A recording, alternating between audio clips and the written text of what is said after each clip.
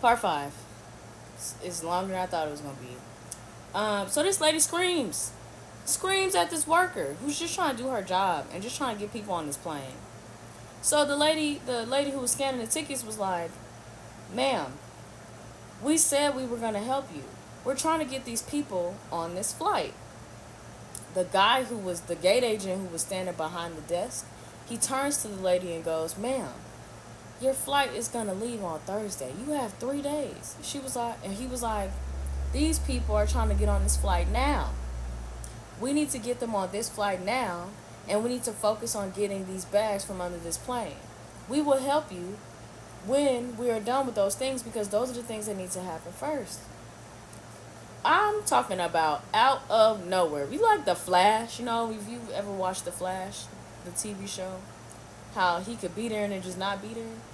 Out of nowhere, this woman's husband gets up and comes up to the desk and slams his fist down and yells, "I want to know what's going on here." And so we all look like, what the hell? Because he came out of nowhere. I thought she was traveling alone, especially since she said, "Let me call my daughter." I was like, "Oh, who are you?" So, because at this point he hasn't announced himself. So he's just some random man come up and slam his hand down. Like, well, I want to know what's going on here. We was all, what the hell? And so he was like, uh, he said something else. And then he goes behind the counter. He goes behind the counter into this man's personal space and gets in his face. And it's like, "You're talking to my wife." I was like, what is happening? So then the woman next to me is like, "Sir, please do not do this." She was like, "Sir, please don't do this." And he goes, "You can't talk to my wife like that." And I go, "You can't talk to him like that." Because I was like, his ass is they about to call security up here.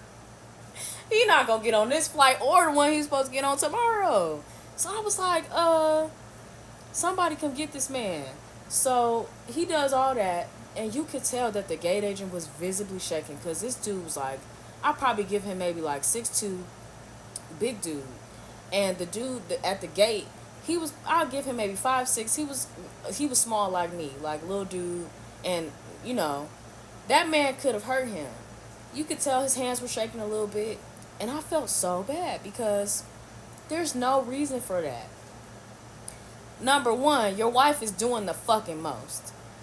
I don't know if all of y'all had to take a critical thinking class, but I did. And critical thinking is as simple as this. If your flight is on Thursday, that means your issue is not priority over my issue that I need to get on this flight and my ticket's not working. These other people's issue that they also need to get their bags from under this plane, and the people trying to board the plane right now, all of that takes precedent to your flight leaving on Thursday. So no one gives a fuck if you were standing in line first. No one cares if you were here first. They already addressed you. Okay, we're gonna rebook you for a flight on Thursday. Fine. Just sit the fuck down somewhere. There's two people trying to run this organization. They're trying to get this plane off the fucking ground. Girl, if you haven't noticed, there's other things going on. There's a whole outage. They're just trying to get us out of there. And I love it. And I'm sure the rest of the people trying to get on this plane would love it if you would just shut the fuck up. So they all did the most. The wife told her husband to sit down. So he goes off. The man finishes helping everybody. They end up getting everybody's bags off of the plane and go put them in the carousel. She gets up and she leaves. I think she went to go get her bag. He follows her. The husband follows her. So now it's just me. Everybody else who's supposed to get on the plane is on the plane. Everybody who needed their bags got their bags. And that couple left and went to go do something else. I don't know. I was standing there and I apologized to the man. It wasn't my place to apologize, and I know I don't be caping for people who are wrong. But I felt so bad for him because I could understand where he was coming from. If I go left on you, I might lose my job. It's been a stressful day. I overheard him saying that he had worked a 15-hour shift that day. 15 hours.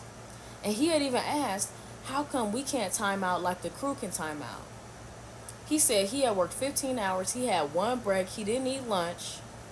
And then at the end of your day, here comes these crazy people who can't seem to think critically about what's going on.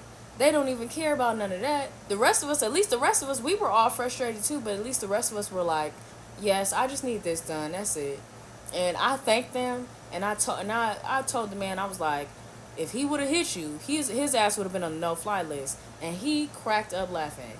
And he was looking at me like I was fucking Dave Chappelle or something, cuz I was like, I didn't want him to hit you, but I knew what the fuck was going to happen if he did. So I'm glad he didn't, and I'm sorry that you had to go through that, and you didn't deserve that. And I looked at the lady, I was like, you didn't deserve that either. And I hope that y'all have a better rest of your day, and that this outage kind of clears up so that y'all can get some rest. And he thanked me, and he was like, I want to show you something before you get on the plane. The only flight I could get you on out of Atlanta is tomorrow at 10 p.m. So if anything, just know you're booked on a flight. And I thanked him, like, thank you so much. And he showed me there was like 15 flights before my flight. And he was like, this is the last one I could get you on. I'm like, thank you. That's fine. I can figure it out when I get there. So I get on the plane. We get to Atlanta. I get off the plane. I said, step number one, I need to go to the help desk because I need to try to get a hotel voucher. So I go, I stand in, I find the shortest line. I stand in it for about maybe 30 minutes. And then I see the help agent coming up to the line, and she's talking to people. Finally, she gets to the man in front of me. He turns around and he tells everybody, he was like, I'm gonna make an announcement on her behalf. If you need to get your flight rebooked, you need to go stand in that line over there. And then I could hear her saying, like, I was never here, this was never a line, I only came over here to help one person with something I couldn't help them over there at, so you need to go stand in this line. So I thank the Lord that man booked me on a flight, because I didn't need to stand in that line. And the app, again, if you didn't hear this from the first part one, the app was all jacked up. It would say, oh, here's some alternatives to go and rebook your flight. You would get on there and it would say unavailable for like 5 days. And then you try to do it on the website and it wouldn't let you buy a flight. Back in part one, when I was stuck in Atlanta on the first time, I tried to go to American and buy a flight. Tried to buy it, didn't work. Tried to buy it, didn't work. My best friend tried to buy it, didn't work. She tried to buy it a second time and it went up double in price. So it didn't matter if you went to the app or you went online, like just through a browser, nothing was working. So you had to go and talk to someone in person. And so she gets to me and I said, thank the Lord, I actually don't need my flight to be rebooked.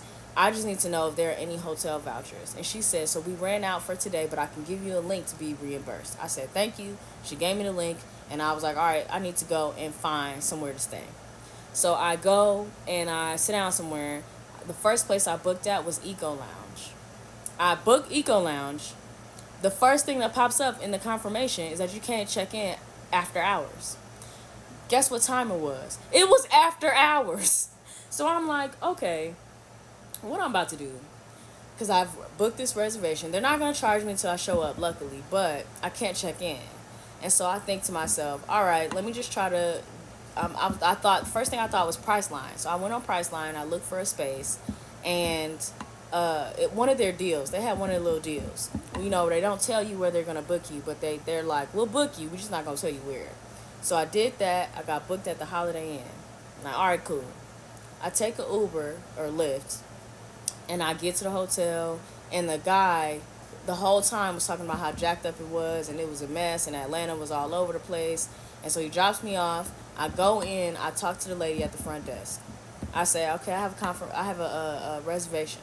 She was like, okay, good, because if you had a hotel voucher, it was about to be a mess. I was like, oh, okay, so we're in good hands. I felt like everything was gonna be fine. Everything was not gonna be fine. She looks at my reservation. She asks for my last name. She can't find my reservation. She goes, can I see your confirmation page? So I show it to her. She goes, you booked for July the 22nd. I said, yeah, it's 12 o'clock. Isn't today July the 22nd? She was like, yeah, but check-in on July the 22nd is 3 p.m. It was 12:20 in the morning. So I was like, okay, well, I'm not sure what to do now. And I explained to her, I thought the reason why I wouldn't let me click on the 21st to book a reservation then is because it wasn't the 21st anymore. It was after 12 o'clock. So I'm thinking that's why I couldn't book. She was like, no, you couldn't book because we're full. That's why you couldn't book. So here I am standing in the middle of fucking Atlanta with nowhere to stay and not being able to get the fuck out of Atlanta again.